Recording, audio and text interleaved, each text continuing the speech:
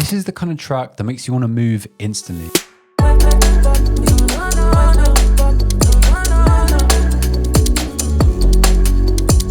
High energy, emotional chords, but still driving and danceable. In this video, I'm going to be breaking down how I make tracks like these from scratch, from the analog style chord into the house groove that gives it that running at night kind of energy. And I'm going to turn it into a simple formula you can steal for your own tracks. Let's get into it.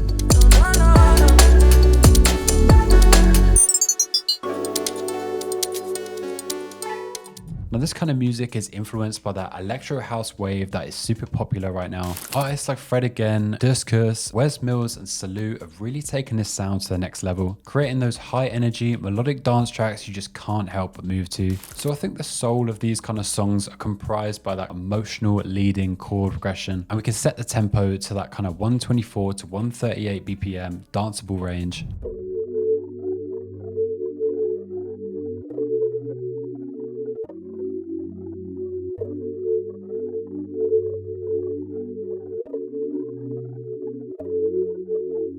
So seventh chords like these with a couple of inversions really set the tone of the track. Now I've chosen a thick sine pad from my Analog Heaven Volume 1 pack. This sound gives that kind of smooth but vibey foundation we're looking for. To make these chords sound a little bit more interesting, I just dragged these out to give that kind of strumming effect, and I also randomized the velocity and the panning at the bottom. And as you can see, the last chord is slightly different. All I did there was inverted the A up, and then we can stack that same chord progression again with a textured pad just to give it a little bit more depth.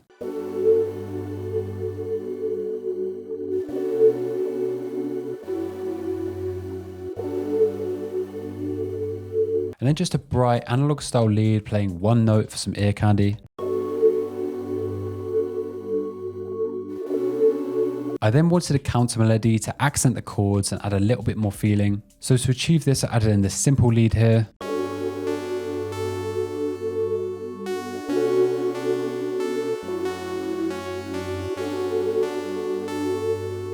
And I just added a simple step shifter on there just to give it a little bit of interest and texture. So just to recap then, so far we've got some chords, and then we've got a bit of ear candy, and then we've got a counter melody. So the chords are bringing the soul and the emotion to the melody, and that counter melody just accents the chords but also gives some interesting unique texture. Now a quick tip when making this kind of music would be trying to implement bounce into your melody. Of course it kind of depends on the vibe you're going for. I personally didn't add much bounce into this melody, but I would suggest using some plugins like Shaperbox to just help you add that bounce before you even add the drums in. That can just really enhance the movement of the track. Might be some side chaining or maybe just gating some sounds. For example, we could take our pad and then just implement a ducking preset.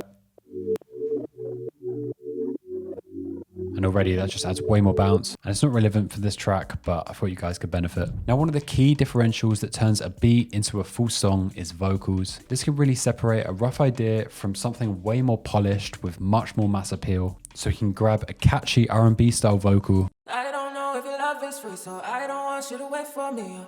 No, no, no, no. No, no, no, no. I don't know if your love is free, so I don't want you to wait for me. Oh, yeah, yeah. Mm-hmm. We can take that vocal, we can manipulate it and make it our own by chopping it up and making it way more bouncy. Wait, wait, no, no, no, no, no, no, no, no. Wait, wait, no, no, no, no, no, no, no.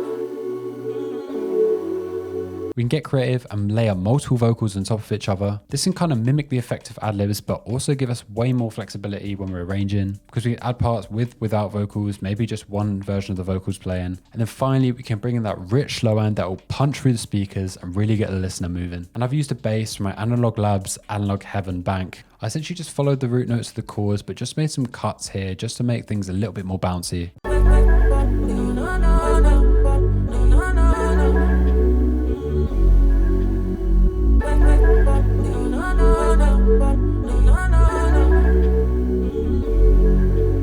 So now we have our melodic palette to work from, we can really bring the beat together with the drums. We can simply lay down a kick in a simple garage house style pattern. Then for a little bit more punch and thickness, layer these with additional claps and hi-hats.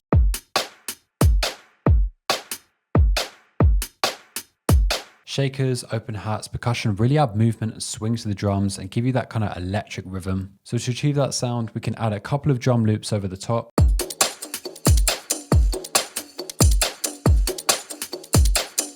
That just makes it feel a little bit less robotic and just fills those pockets with a bit more texture.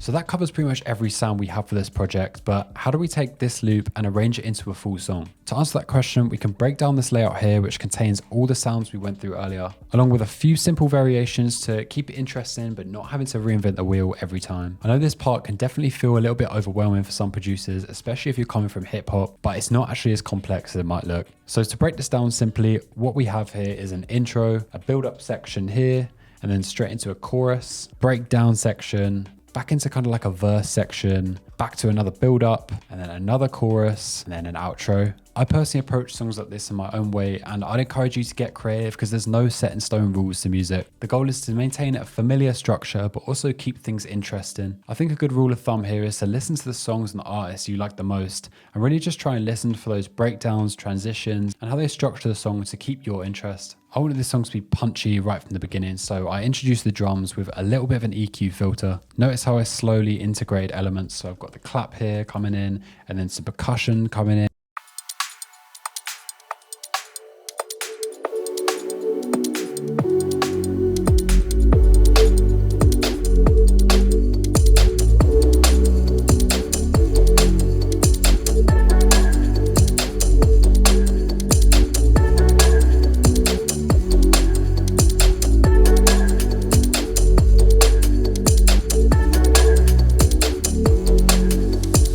And then after introducing the drums, I then take those elements away to kind of build that tension and anticipation. I've taken our counter melody, I rendered it out, and I've kind of automated it to rise and then time stretched it just so it's a bit more of an interesting ear candy bit. It's adding something familiar but also kind of unique at the same time. So as we build towards the drop here, I've soloed the vocals with some melodic elements. I've also kept in one part percussion loop and another bit joins it. We've cut out the chords right at the end just to give as much anticipation and release once that chorus does hit. And right at the end, I added a little bit of silence after these snare hits, and that just helps it hit way harder. I don't know if love is free, so I don't want you to wait for me.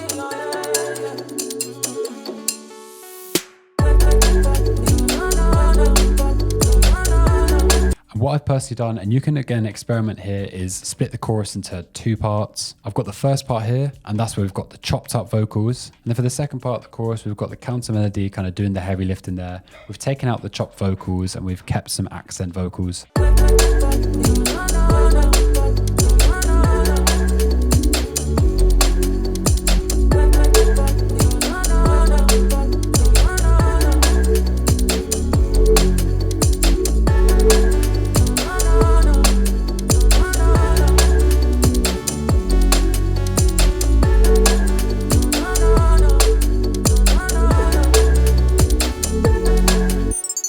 And then we get to the breakdown. I've taken that counter melody, I've rendered it out and I've time stretched it. So it's that kind of concept of taking something familiar and just making it slightly different. So you listen here how the counter melody is in the chorus and then how it gets to the breakdown.